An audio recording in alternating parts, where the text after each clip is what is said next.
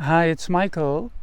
Just to quickly share my experience with the speed of this bike, which is quite deceptive. This bike is deceptively quick, and I've covered some of it already in the review of this bike that I posted on YouTube already.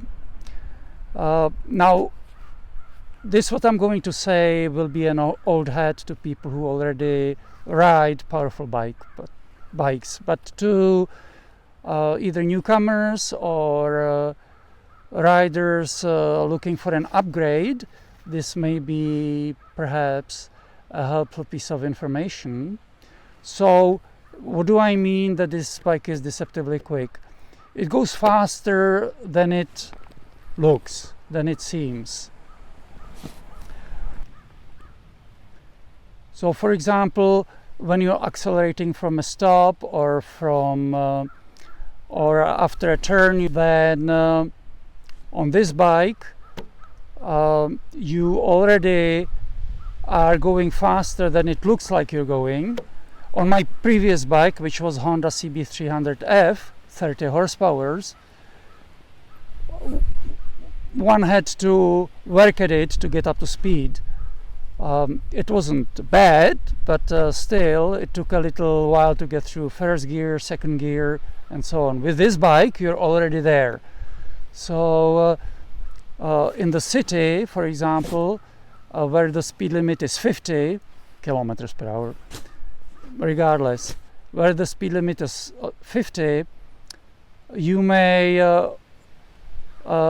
you have to watch the speedometer, because you make the turn and you think, now I have to accelerate to get up to the speed limit, and then you look down at the speedometer and you're already doing the speed limit and you're still in the first gear or second gear, and you can't feel anything. The bike doesn't scream, the engine is quiet, you're not getting pushed back during the acceleration, but it's already there. So it can be deceptive in this way. It can be also deceptive on the highway when accelerating.